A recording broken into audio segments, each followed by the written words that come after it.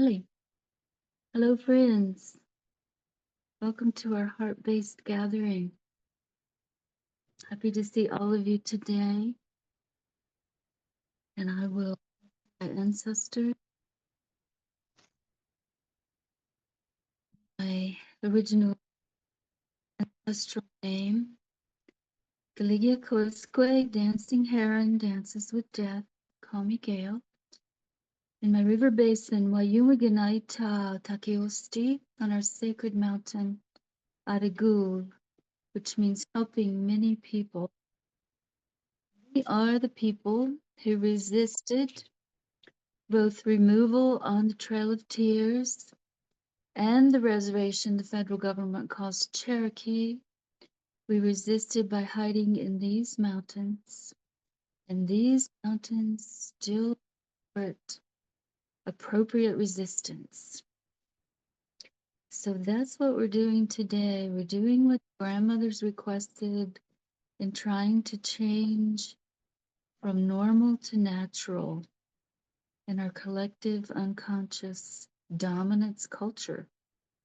At this time, we are learning together in community how to speak from our heart, how to listen with our heart, and how to come together in a heart-based way.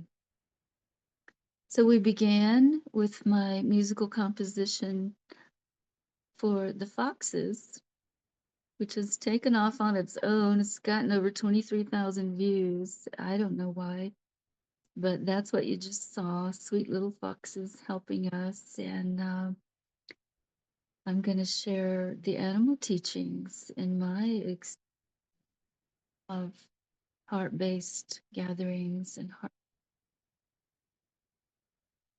Okay, so I will lead by example, and I will ask SD for a traditional song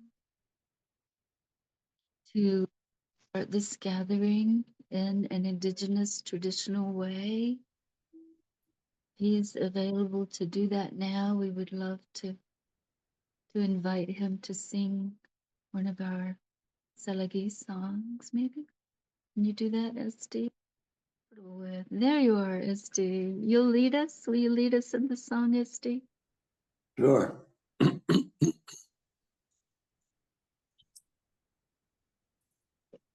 SD, can you turn on original sound?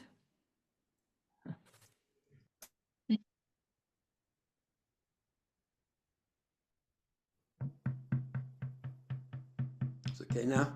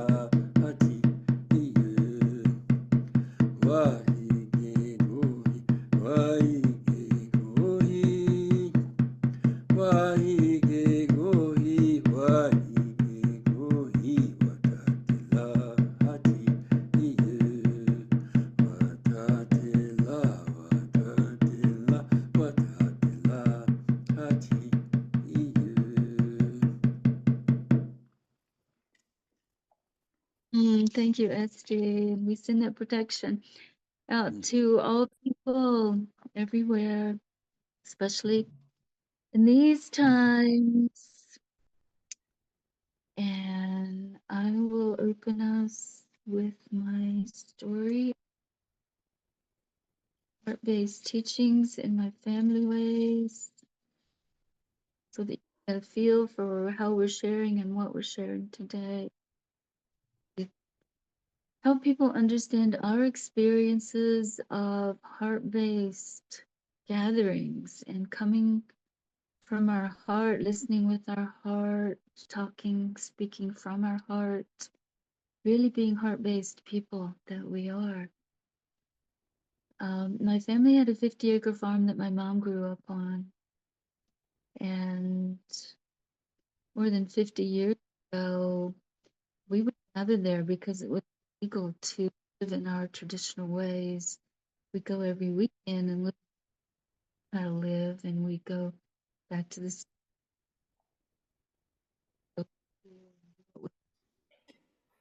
Gail, site. Gail, your voice is cutting in and out. I don't know if there's anything that can be done, but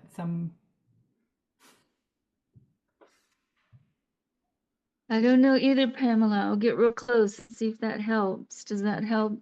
Okay, I'll be real close.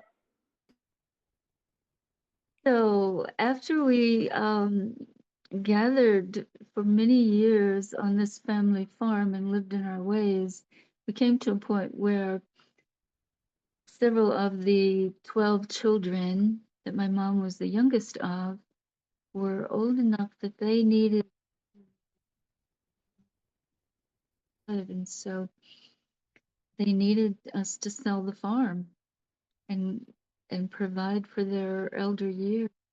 And it was heartbreaking for all of us to think about not having that place together, not having the fruit tree and the land that we cleared with our traditional burning and, you know, grew our tobacco and our native wild foods. But our practice and our way was to honor the kindness. And so, you know, we came up with the colonizer examples of, could we all put in the money that we could and own it jointly and give these people the money that they needed? Could we let the people with the most money purchase the land and divide the money? These are more examples of creative problem solving, you know, and they lead to what we're more commonly see today as consensus decision making. And it was very hard for my high school mind to comprehend the decision to sell the farm outright and do what these elders were asking. It was very challenging. But I later came to understand it in the way of the animals. The slow buffalo came to me in Lawampe ceremony that snatched me out of the jaws of death, 2004.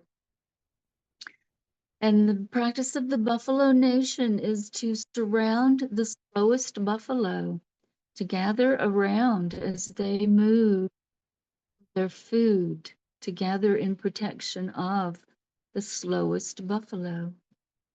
The teachings from the wolves are to let the slowest and eldest lead the pack when they're moving, so that the alpha wolf actually brings up the rear and has the ability to see and protect everyone along the way. So there are many beautiful examples that the animals give us, and of course we're on the verge of transitioning to the animals are teaching us. You know, it began with the stones. They're our eldest.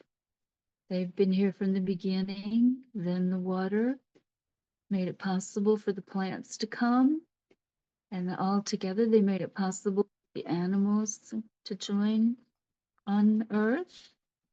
And now we are being taught and led by the animals to be our highest and best human if we are to go into the fifth world, which many waves of humans have passed by. Look back, there are many archaeology examples of waves of humans that have come and gone on Earth during these times. And so we look to the dragonfly beavers who've been here millions of years. We look to the animals to help us become our most human. And so in doing that, we learn, and we have a better chance of entering the fifth world in this wave of humans where we all share ancestors. When we reach way back to the beginning and connect with those who work and can help us and guide us in the work that we'll do now. Yeah. Okay, Esty, will you share next? Will you tell us a story or whatever you want to share with us while Lenny gets back?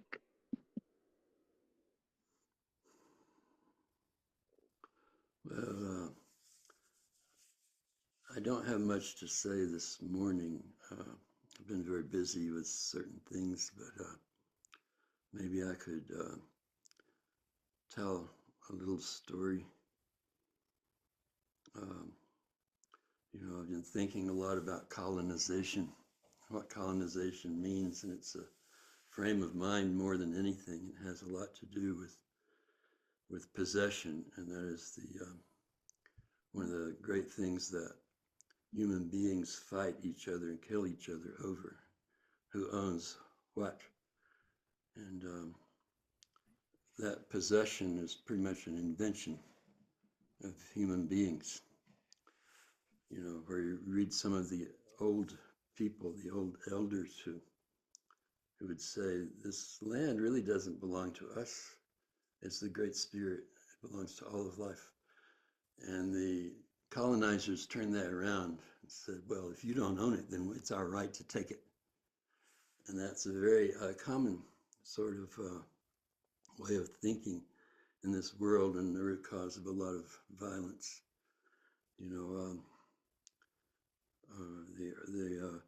The native people were actually willing to share, um, but they were dealing with people who thought in a very different way.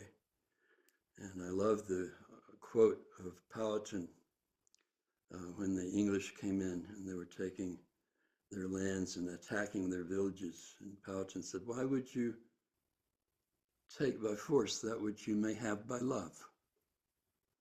And that is a kind of thinking that was very common among native people, not just in the Americas, but other places. But it's a way that is not understood and not honored by colonizers.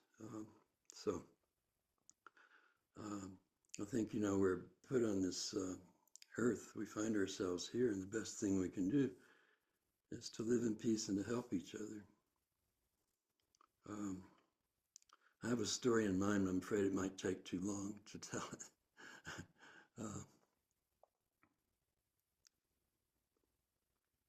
But I can go ahead if you don't mind. This is one of my favorite traditional Cherokee stories. We've got a couple hours and 5 or No, 6 of it. So whatever, Like, whatever you want it's to not do. going to be that long. But this is a story about an old chief, and in the old days, the chief would wear a feathered cloak, and a cloak made out of feathers. And that was the symbol of his authority. And yeah, there was authority, but the many tribes actually had democracy. It wasn't generally a monarchy. of all power, because chiefs could be elected and they could be deposed. But it was accustomed when the old chief knew his end was coming to suggest to the people who he thought would be the best successor, the best leader.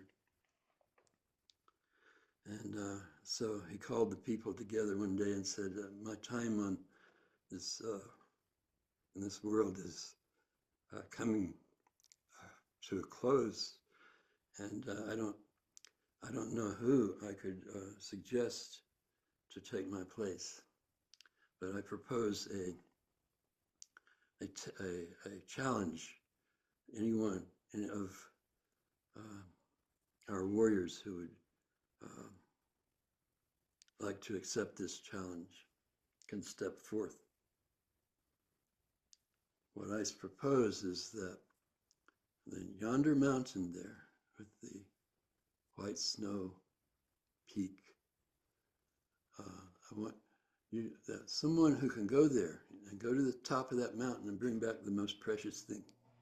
That will be my suggestion for the new chief. So 3 warriors step forward, and the next morning at dawn, the first warrior left, and he came back as the sun was going down. He had a bundle and he spread it on the ground before all the people. He said, Chief, I went up that mountain. I came to this place where there's all these precious herbs that grow. They're very valuable and they're very strong medicine. And so I took as much of this as I could. Our people can use these to remain healthy. So the chief said, very good. The next morning, the second warrior left, and he was gone most of the day. And when he came back when the sun was setting, he too had a bundle. He unwrapped it, and there were all these precious gems. And I said, Chief, I climbed that mountain. I went past the place where the herbs were. I found this cave, and I went in there. There's all kinds of these precious stones, rubies and emeralds and diamonds. We'll be very wealthy with this. We could trade this to other tribes for whatever we want. And the chief, again, he said, very good, well done. Well, the third morning, the third warrior left, and it was hardly even noon when he came running back out of breath. And he said, Chief, all the people that came together, he said, Chief, I climbed that mountain and I went past the place where the herbs were. I went past the cave with the stones. But I remembered you said, go to the top. So I went to the top and I looked off to the west and I saw smoke signals. Chief, we have relatives over there. Those are our people, and they're suffering. They've had an outbreak of a plague. They've had attacks from enemy tribes. And they've had a drought, but they really need help. I said, I don't care about being chief. All I know is those people need help, and we need to help them as soon as possible. And before he had finished speaking, the chief put that feathered cloak around his shoulders, and he said, this is my suggestion for your new chief, because the most precious thing is caring and loving one another. Skewing the guy. So. Waddell, that's a beautiful story. And so needed right now in so many ways. Thank you, Waddell. Lenny, would you like to try again without screen sharing? Apologize for that technical glitch. But, That's so good. I would just share it. I live up in Canada. I live on the eastern seaboard of Canada. And to the Mi'kmaq people that live here, this is the most eastern part of Turtle Island. So these sacred directional teachings, or something that we would use whenever we did ceremony, when we greet the day, or when we smudge, any time that we want to acknowledge all that is here, which is really something we should keep in our heart all the time. So that's why, especially when we do ceremony, or we have a gathering, or if we fill a pipe, these are the 7 teachings that we would actually say. So I'll share them. We'll start with the east, which is where we are.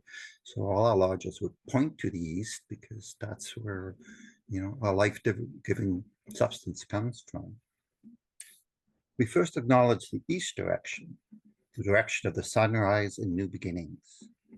Each new sunrise brings us new light, new opportunities to grow in wisdom. We ask the grandmothers and grandfathers of the East to always place light in our words and in our hearts and on our paths.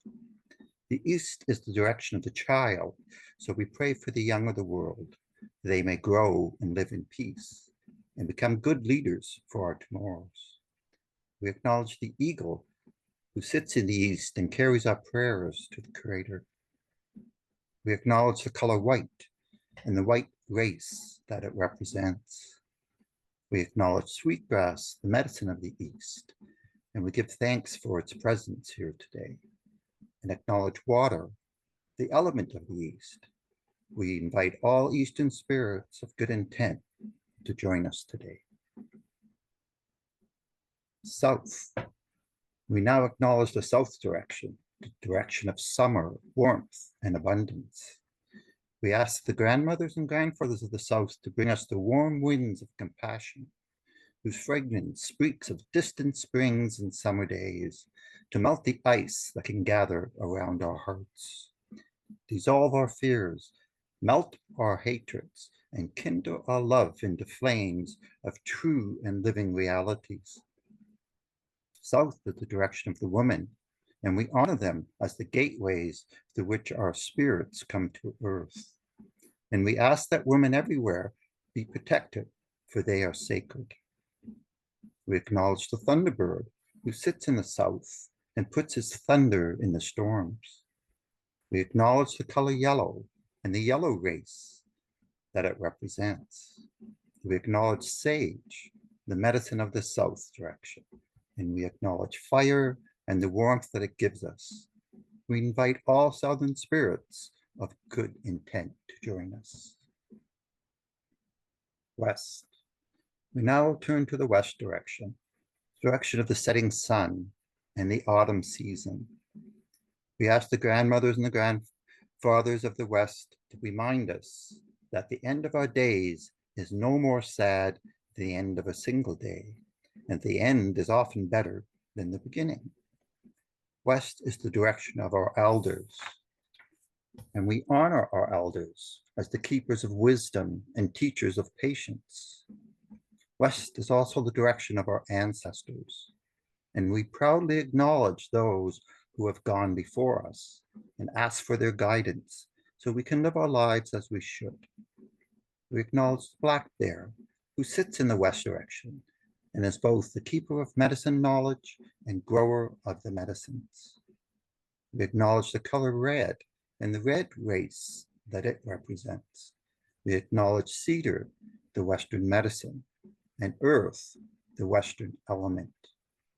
We invite all Western spirits of good intent to join us. North. We now turn to the north, direction of the winter that covers the earth with a sparkling crystal carpet above, whose deep tranquility, every sound is beautiful. We ask the grandmothers and the grandfathers of the north to temper us with strength to withstand the biting blizzards, yet make us thankful through the beauty which follows and lies deep over the warmth, earth in its wake. North is the men's direction, And we honor men as the providers and protectors of the family and the nation. We acknowledge the white bear who lives in the far north. We honor him for his ability to thrive in harsh conditions and ask for his strength when we face trials in our lives. We acknowledge the color black and the black grace that it represents. We acknowledge the fungus, medicine of the north, air, the element of the north. We invite all northern spirits and good intent to be with us today. Now we look up. We raise our eyes to Father Sky, to the Creator.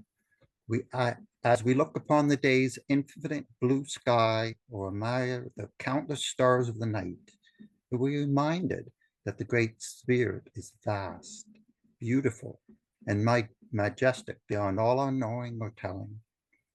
But we are also reminded the Great Spirit is no farther from us than the tilting upwards of our heads and the raising of our eyes.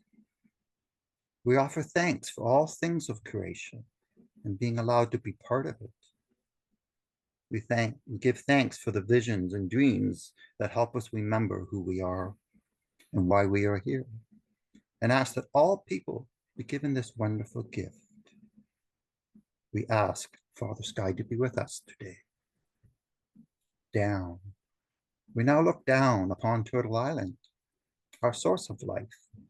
We give thanks to our Mother Earth for all we have, our food, our water, air, shelter, and so many beautiful things for our brothers and sisters.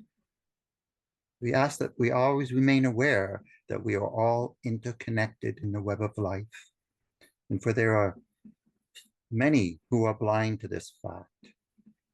As our mother, the earth has shown us much patience in our greed and thoughtfulness, but we know better. We ask for the strength to defend Mother Earth when she needs it, as any grown child should defend their mother. We promise always to walk softly upon her face, for underneath our feet are the roots of the trees, the flowers, and the grasses, and there could be no greater aspiration than to strive for deep respect and connection with all our relations. And finally, within. We look within and acknowledge and honor our own spirits. We often don't consider ourselves to be of value or to be important, but we are. The Creator, the Great Spirit, is in all of us. We are an essential part of life. We are life in action, loving, moving and growing. And our center is the home of our heart. May we always return to this place so that we know the meaning of our journey. From here, the center of being, we can reach out to all directions, to all our relations. However, we must always remember, be humble, for we are not the center of creation. We must always listen to our hearts, the tiny elder within us who can never lie and never mislead us. Thank you. Thank you, Lynn. That's beautiful. I believe those are with the Mi'kmaq people. Is that correct? Yes, it's also, I think, the Anishinaabe, but I just know those are the prayers I was taught to say, and that's how I greet my mornings, with those thoughts in mind. Beautiful. Thank you so much for sharing that from your heart, Lynn. And Michael, are you going to give us some music? I'm kind of just listening and feeling into the field, which is kind of, in preparation for today when we first talked about it, of course the mind engages and, okay, what should I talk about? What should I do? What needs to be communicated? What should be said? And, we never know who are in these gatherings together.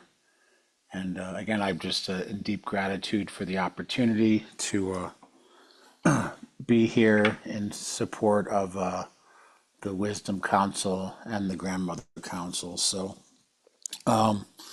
I got inspired to pick up the Angoni a few minutes ago, and just listening to the opening that you shared, and the great story from SD, who I got to spend a little time with in Taos this week, and thank you for that, and the amazing wisdom that Lenny was willing to share with us based on traditional wisdom, but also based on the wisdom of nature, right? So since this is kind of a heart-centered gathering, right, speaking from the heart, can you hear the music? Okay, I guess I'm going to play some music. I was just thinking about well, I wasn't thinking, I was just trying to feel what you know could be offered that would have some substance today. And it's very interesting. We live in a time right now, even accelerated since the pandemic, where we're all kind of online, right? We're all connecting through the amazing positive sides of technology and being able to gather in these ways. But I do find sometimes that it's great to be able to do this, but not so much today or these councils and calls that we do, but a lot of times it just becomes like a thought festival. Like, I think this and I think that, and it's really amazing to hear what other people think. But I feel that this time of this koyaanisqatsi, of world out of balance, and the degeneration of an old paradigm of what doesn't work and what needs to be uncovered and exposed, that we're also in this process of regenerating. And I think a lot of us are becoming aware of regenerating ourselves. Since, even though the world has kind of opened up, we all had a lot of personal time to kind of be with the self and to reevaluate our priorities in our life, and to kind of maybe know ourselves in a different way. Maybe not so much for people who are meditators or spend a lot of time in nature. But, I see that there's this great saturation, let's say, of information that's being shared, which of course is positive. But I can't help but feel underneath all that there's some greater force at work. Call it spirit, creator, God, whatever word we might use. And as all these thoughts and feelings and communications come to the surface and are shared, in a way, we're expressing the many different facets of the human experience. But again, somehow underneath all of that, there's something deeper. And, I feel today is really an opportunity to kind of, regardless of how many people are in the room, for us to share from a very authentic, very real, very heart-centered space. And more than just adding more information to like the saturation of information that, we can be barraged with, that something can be shared at this time that will have some value to all of us and to the people that are potentially going to watch this in the future. And again, there's a lot of great groups out there, but I found that I kind of had to leave a lot of groups because there was so much thinking and so much of a agenda. What are we doing? How are we getting there? This is what's happening, this event, that event, that I found that it wasn't necessarily contributing to a space of heart coherence. And I know we talked about that last week, that the heart is actually, I believe they say 100,000 times more powerful than the brain. The heart's intelligence, the biomagnetic energy that the heart generates, and that here, as Esty was talking about, typically in the colonial mindset, we approach the world through the brain. But I think what I've learned is the importance of approaching the world, being in the world through the heart, or as the Buddhists say, in a state of bodhicitta, of service and compassion, and very much like the story that Esty shared, in the place of empathy, where we can feel. And I really feel like the best way to do that is when we connect with nature. The heart coherence that comes by just sitting in maybe a beautiful field or a forest, listening to the birds, bringing us back to the self. I love the video we started with the little foxes, just, sharing that level of beauty and simplicity and truth. So as much, again, as Lenny said, sometimes we don't think of humans as part of this great collective experience and coherence. And I think I'm going to think for a minute. I think a lot of that is because we're so, in this modern society, barraged with these advertisements and propaganda of consumerism, of competition, right? The fake myth that, in nature it's survival of the strongest, but it's actually, as we find out when we really look deeper, it's survival of the most collaborative. So today, in the few minutes that I have to share, I want to offer, as someone who has had, the opportunity to be with self in many different types of spiritual or religious practices, and looking at the world and the self through different types of lenses, it always brings me back to just that space of heart and being. And when I'm in that space of heart, I find the most peaceful, the most restful, the most fulfilling, the most empathic,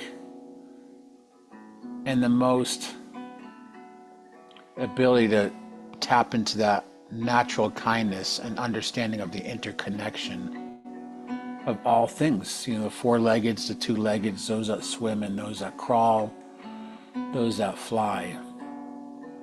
But it's interesting, I've been doing some self-reflection this week, particularly about my birthday, 1966.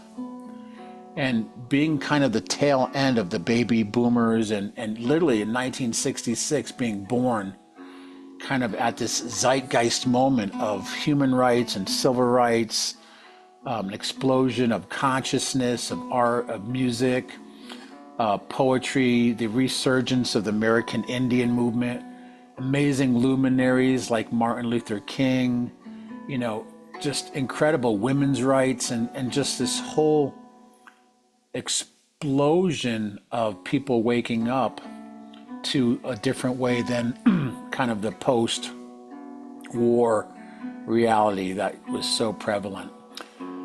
So being part of that and kind of listening to a lot of the music and the influence of that time, how does that play into the time we're in right now? Always trying to bring it into the moment and find some relevance of, okay, why did I incarnate at this time? What is the lessons and the medicine that I carry? And, in a good way, how can I contribute something of value to the human condition? And in the meantime, maintain my own heart coherence and balance with the natural world and the self. And I think the biggest challenge I've seen right now is, and maybe it's a little heady, but it comes from authentic heart sharing, is the broken lineage and the disconnection and the lack of a bridge of those honoring the traditional wisdom and the ancestors and the connection and the culture that existed before all of this commercialism and colonialism and exploitation and these types of things, divisiveness and competition. So when I look at the world, I do see a lot of that old paradigm kind of still clinging to hierarchy, clinging to control, clinging to the patriarchy, not always giving the feminine, the grandmothers and the wisdom keepers space to have their voice heard and really heard and respected. And in my own perception, my own humble perception, I've had to kind of separate myself from situations and circles and communities that don't have that as kind of a core foundational principle, which has kind of put me back into some level of sometimes alienation, except when I'm in nature with my ancestors, right? But, and I say that without any judgment, I'm just speaking from my own heart resonance. But I've been really happy and appreciative of the authenticity and the groundedness and the connection that we've been sharing weekly through the Grandmother Council, that I show up in quiet support and speak when asked, and of the Wisdom Council that you, Grandmother Gail, and SD, and Lenny, and others are holding space for very authentic, very grounded, very heart-centered communication and wisdom. So to kind of be brief, maybe too late for that, that I find a lot of young people, it's kind of like the millennials, right? A lot of amazing hearts that want to do good, that are exploring the world. But it's very interesting because I think, you know, if we think about millennials, there's a lot of the me and not so much of the we. And even the Dalai Lama came out recently and said that he really sees that we're kind of entering in this world of self-centeredness, of self-importance and narcissism. And of course, on the spiritual path, as was spoken earlier, we have to include ourselves in that mandala of creation, and we have to take care of ourselves and feed ourselves and eat good food and be in a good way and meditate and do our work. But also, in doing that, I think a lot of people, and this is without judgment, my humble observation, kind of get trapped in a silo of the me. And sometimes they lose the we. And even people who are trying to be focused on the we, there's so much me that it's hard to allow space for these really authentic, heart-centered communications to happen. And I'll talk more later if the chance arises, but for me it really boils down to seeing this whole resurgence in interest in plant medicines and psychoactive substances, and it's become very popular and also very commercialized. But I know through my own experiences and the teachings of elders I've been with that the plants carry powerful medicine. It helps us overcome and transcend our ego and actually feel our heart and feel our connection to the natural world. So in that, I think there's a lot of goodness that people are trying to bring, but I think in a lot of ways I see a lot of people getting hurt because of that broken bridge to traditional wisdom, to that continued legacy of knowledge and spiritual respect that comes with that. And of course, diluting it down with the commercialism around plant medicines. I mean, you go on social media these days, it's like, come here, and ayahuasca and plant medicine and this and that, and lots of experiences are being offered. But I feel concerned that without that bridge to that traditional wisdom, even though it might help people come to a higher level of heart-centeredness, that people really should be careful, because for me it's a sign of like connect with the tradition, connect with the medicine people, connect with the lineage, connect with nature, and do these things in a good way, because I know everyone is hurting. Everyone carries this trauma, whether it's an ancestral trauma or trauma from our life.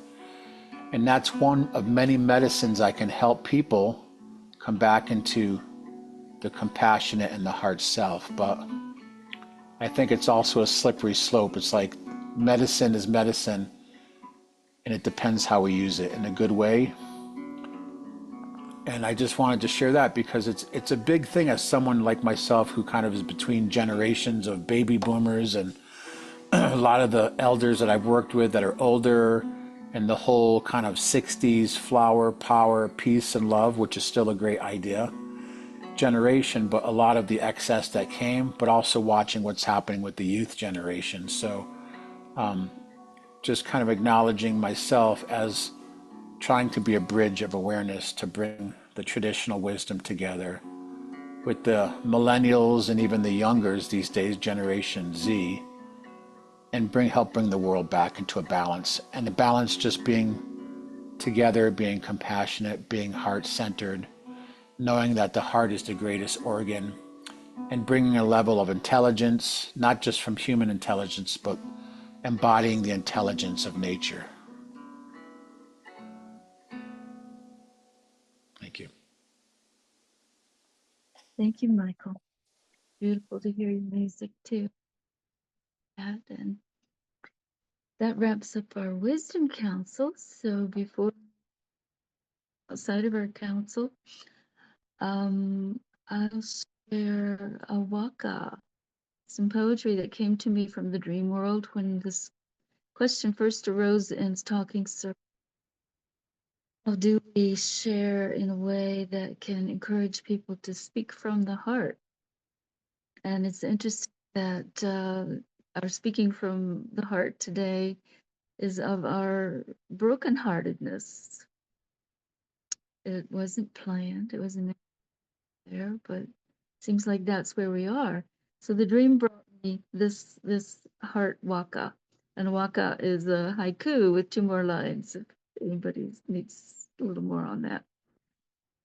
Rise to our highest, gather experiences at shoreline of soul where the water meets the earth, speak only of our own truth.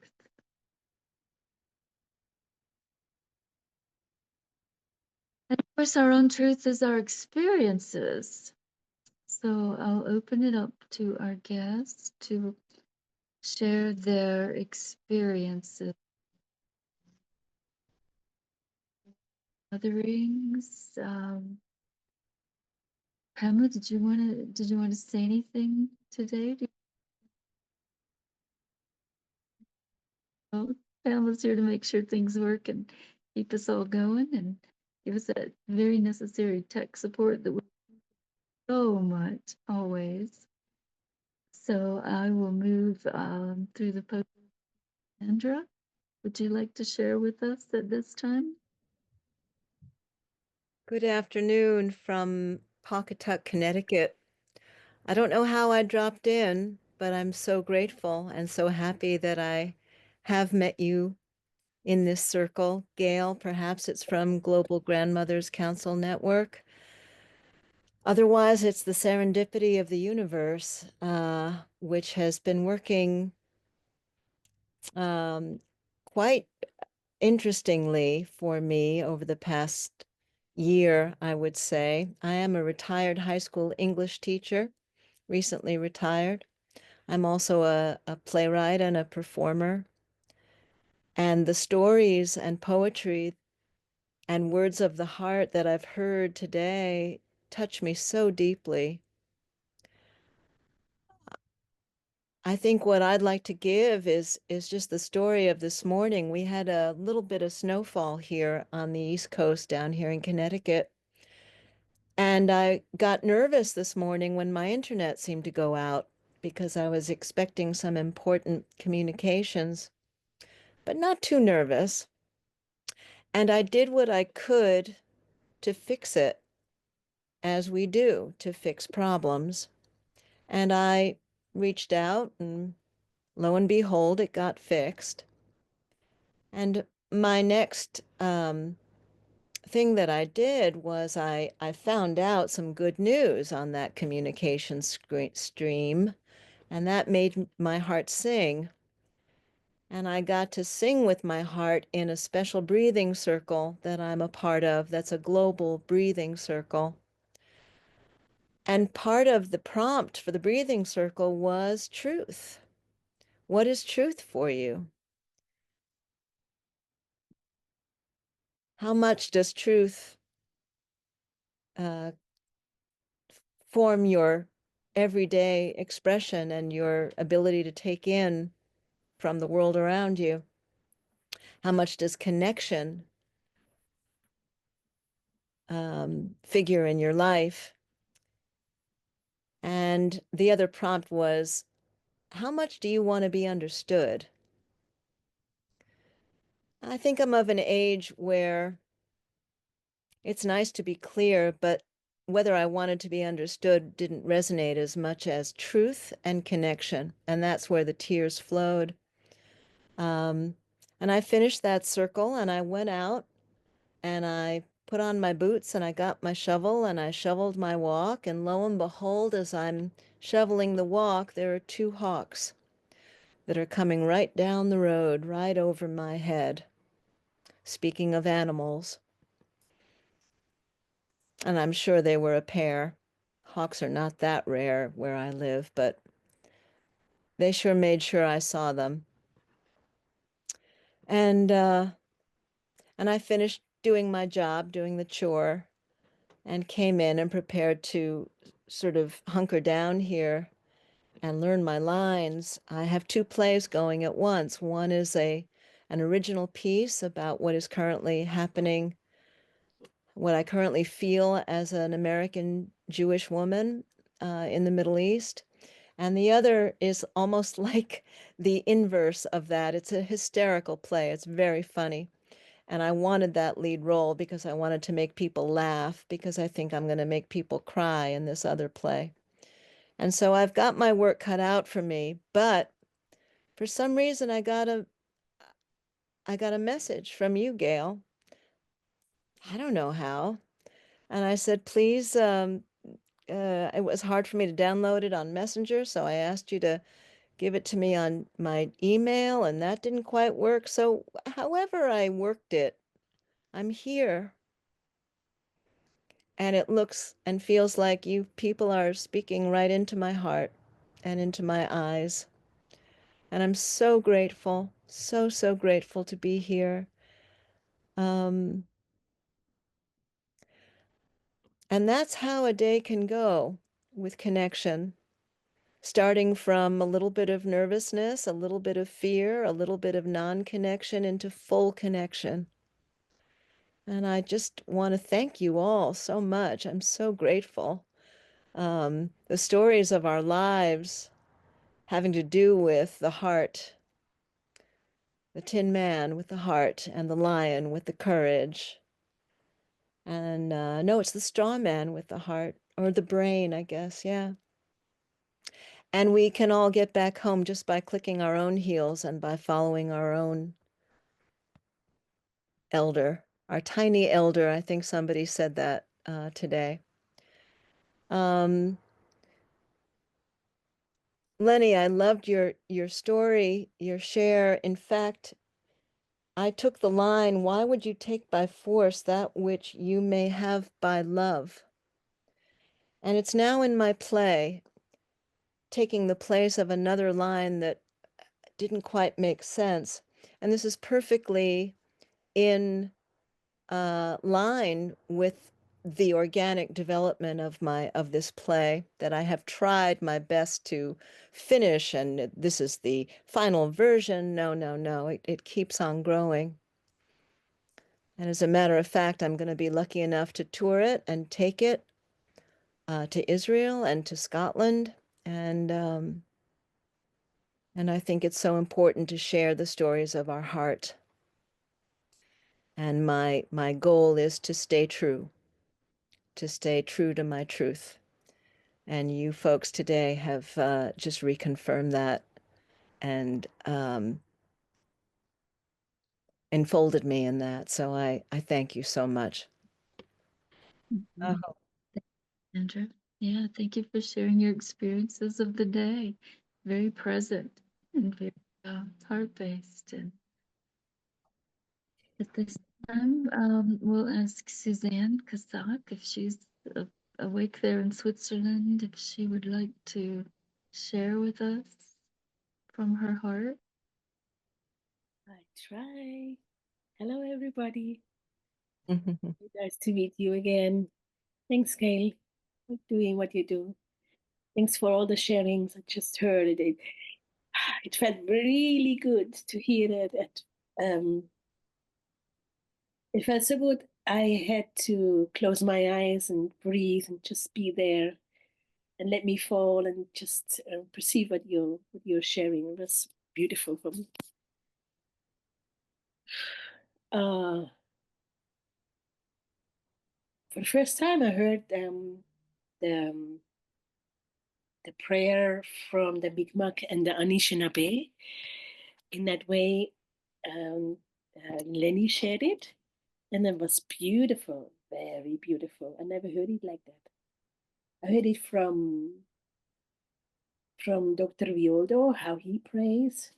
You know, he has his own way from Peru, and it's I've been in some courses with him because I like his clear heart and his clear mind and his sharing, open sharing what he likes to share. Also in the pandemic, he shared a lot.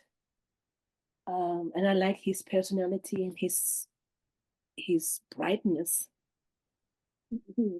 I really like him. And also his wife, remember her, Marcela Lobos. She has also good medicine for women. Women rituals. She was given by I think it was in Peru. Maybe I'm mistaken. I'm not sure anymore if it's Peru or somewhere close there. And I was not doing those rituals with her, but maybe in the future, maybe, maybe not. I'm not sure. But I can share from my heart. I make music. I listen to plant music.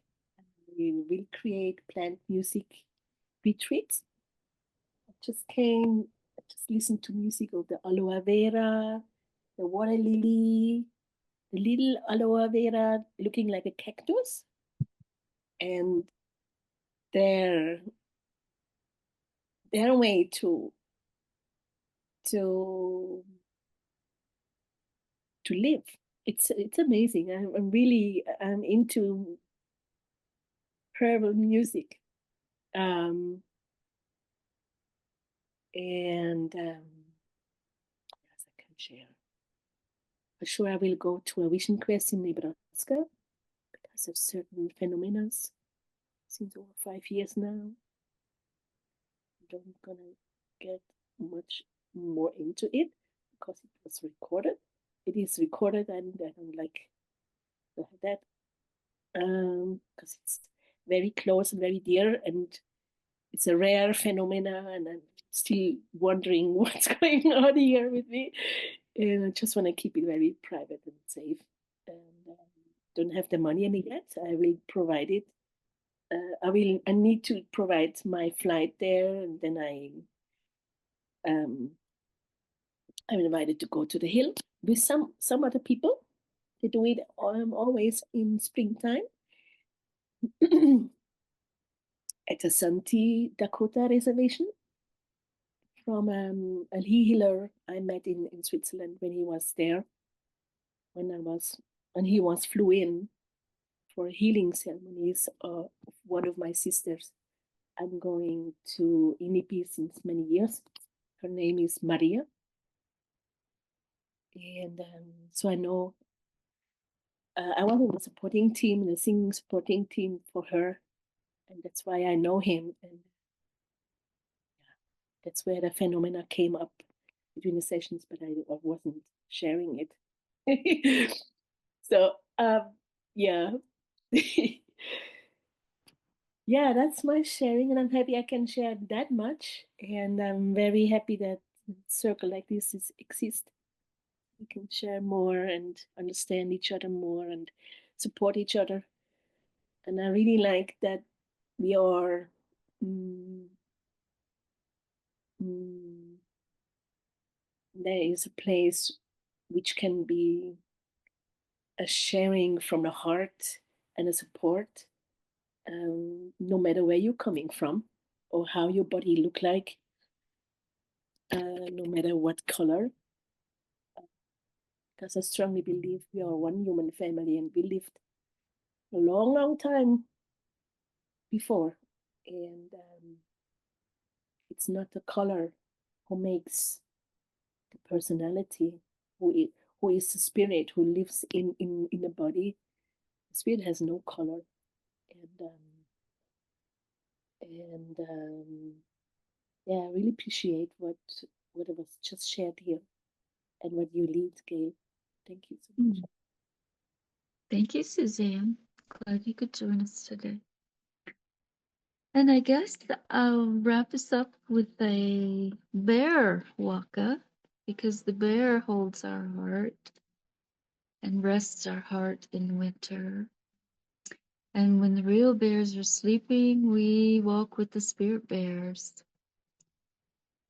So this waka goes: winter on the way, beauty ushering it in, joy in each sun ray, white spirit bear is within each of us whose work begins. So I'll encourage us to do our winter work within. And the time that we have coming, we're supposed to get our biggest snow next week after some sun's rays this week to remind us that it will be warm again. It will change.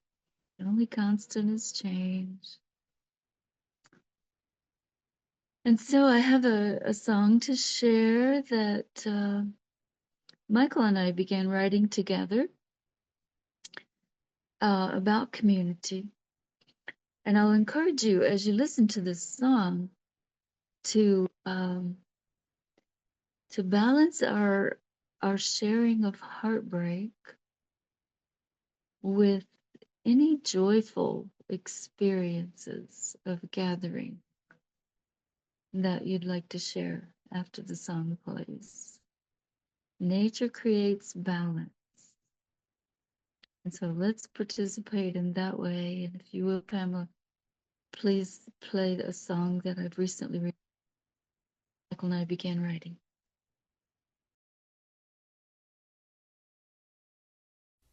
We don't have any sound yet. Connecting spirit to spirit, commune with nature, feel your body and your soul, mend the secret with the whole, learn traditional knowledge, experience each new day of creating at the edge. Inspire your spirit to glide in endless skies. Love can surely arise. Uplifting voices, outstretched arms, keeping us all from harm. Community calls in charm. Gather with nature, beauty inside. Harmony walking together, hand in hand. In balance, we stand with this land. Rivers flow with ancient grace, whisper secrets in the sacred place. Footsteps blend with nature's song. Community is where we all belong. Sun and moon show our way. Fire and water invite us to play together in each new day. Many nations share insight. Stars light up the night. Youth and elders take new flight. Teaching, learning, skills and wisdom. Creating worlds to come. Integrating as we hum. Hearts beat faster as the coals glow, showing what we need to know. Feeding body, mind, spirit, and soul. Community. Gather with nature, beauty and sight. Harmony singing in the night. Walking together, hand in hand. In balance, we stand with this land. Rivers flow with ancient grace. Whisper secrets in the sacred place. Footsteps blend with nature's song. Community is where we all belong.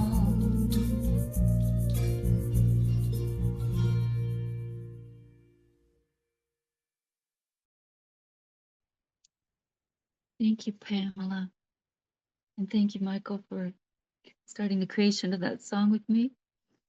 I'll share a couple of quick haikus that are more joyful and open up for anyone who wants to share the joyful experiences after this. So the first one, ancient ways return. We feel wind and silence speak. Listen with our heart.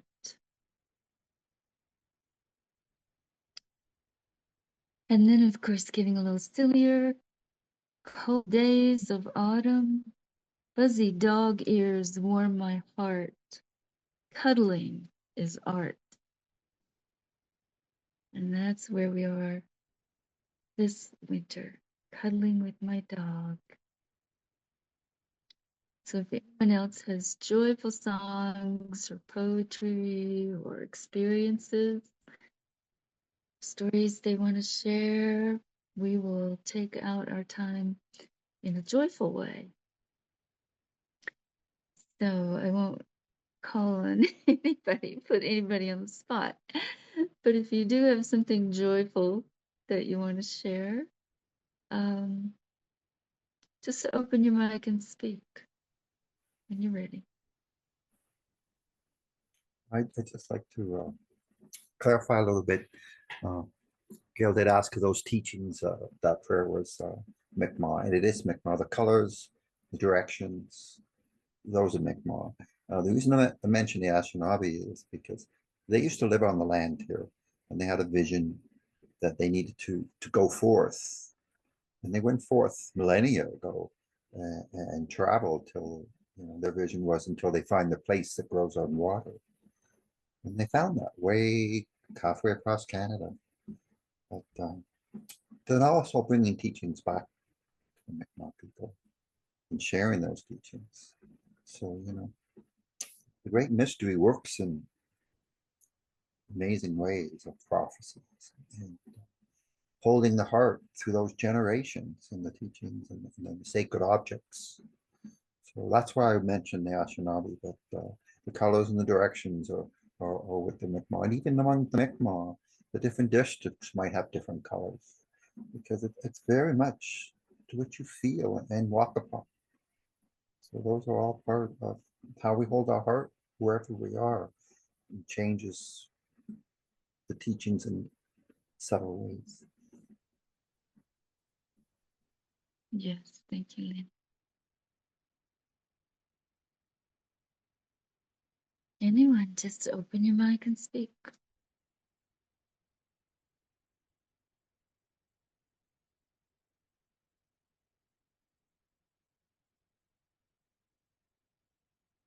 Or not. If we don't have anything there, we'll I have, close our day. sorry, I have something to share. Okay. Yeah, I'm in a very funny school. I'm enrolled in a filmmaker school run by a very young German person who is traveling the world since more than 10 years as a filmmaker. And he's giving he has no place to stay. He's traveling all around, and it's very funny how it is how this the course is laid out, and what we can learn from each other, from the people who doing that course. It's very, very funny and very creative, and I'm very happy to be there. Nice. Thank you, Susie.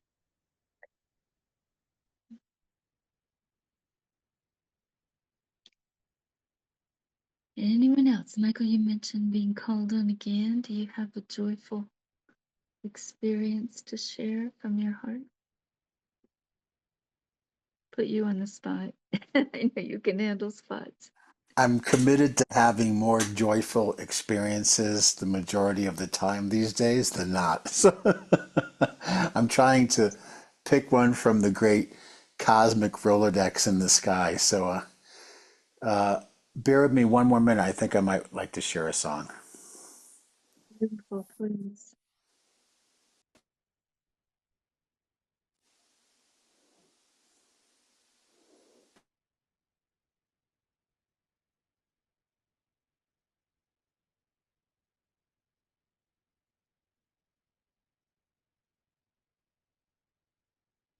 Anyone want to speak while Michael's getting his song ready?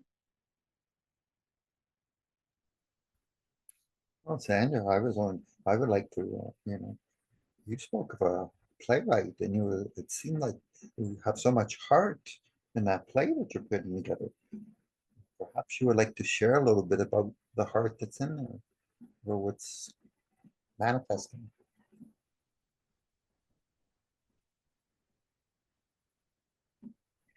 To be a Jew means that you care about that 4-year-old Palestinian as much as you care about the 17-year-old Israeli who doesn't. It's a choice. It's an action.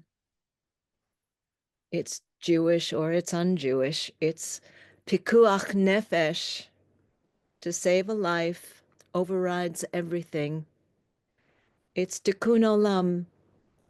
Heal this broken world. Fix it, all of it, for everyone. Thank you.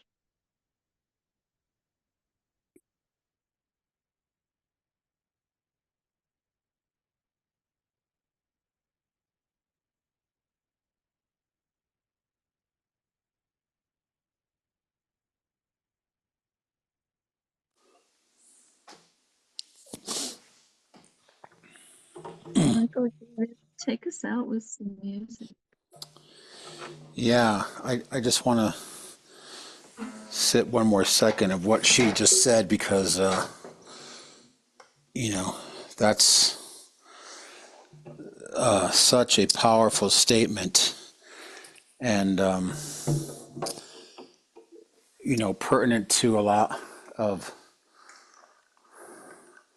the suffering that I see in the world right now too. Not specific just to that region or that particular conflict, but just the level of divisiveness and people not seeing the humanity in all things, and seeing the beauty even in nature. I mean, when I heard those words come out recently,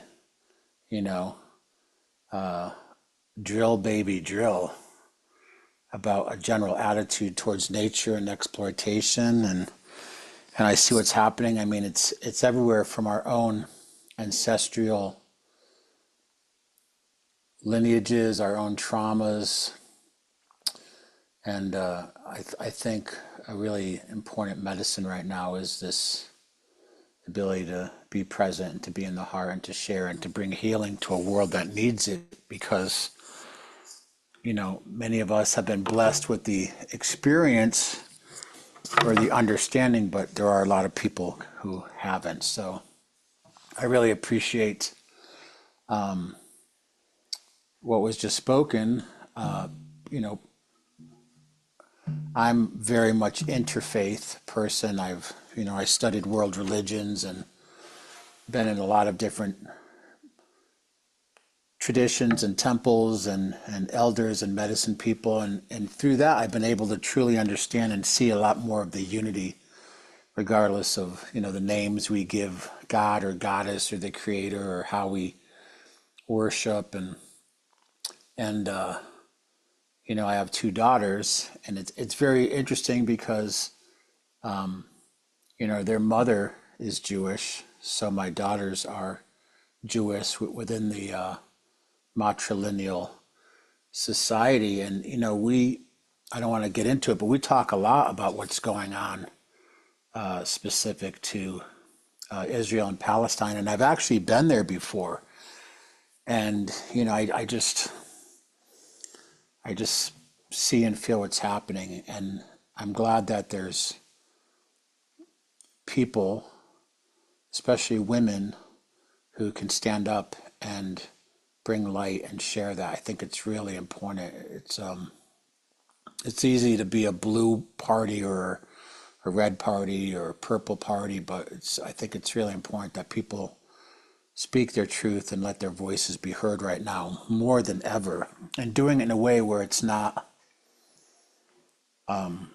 fighting against, but it's bringing people the understanding of what's real, what should they move towards, what should they embrace and understand, as opposed to fighting and protesting. That always doesn't quite work. So I'm really happy to hear that, and especially since you're doing it through the arts, because for me the arts has always been a way to reach people. I mean, if you look at heart, in the word heart is the word art, and I think it's the most powerful universal language that we can use to reach people at this time. Can you hear the drum? Okay. So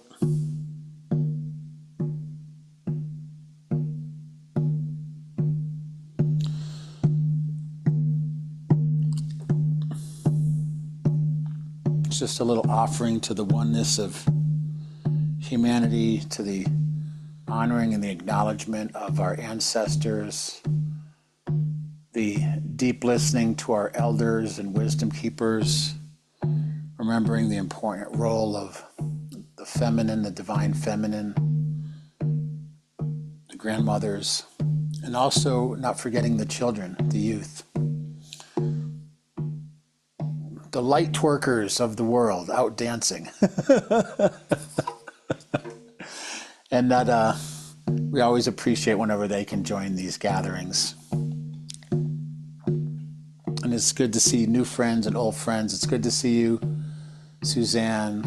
And I want to thank also Pamela for her support on these opportunities to gather.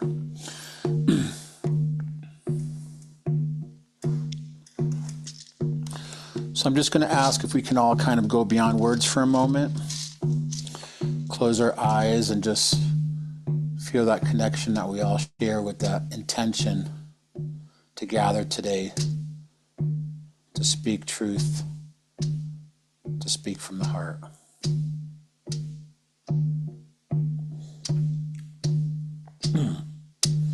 Oh, great Spirit,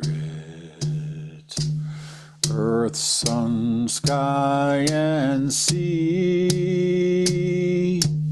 you are inside and all around me.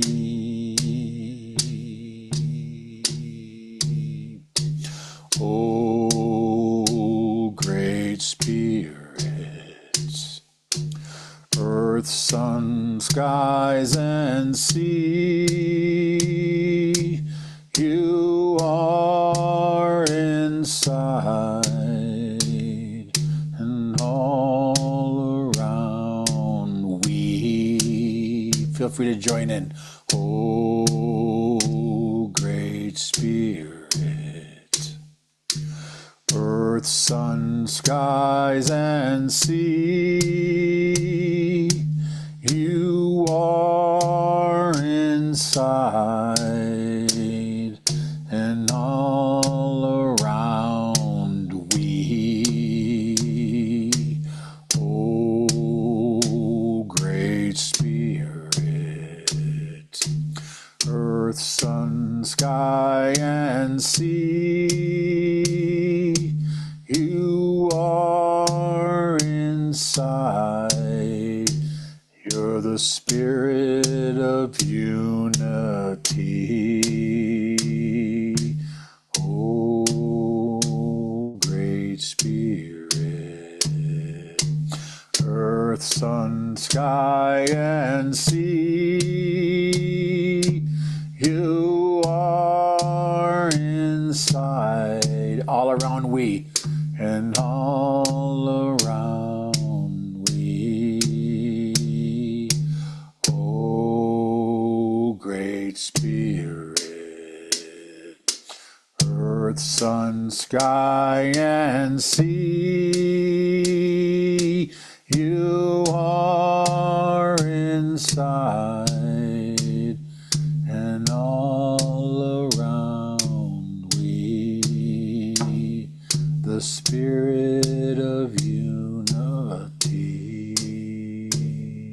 the spirit of unity.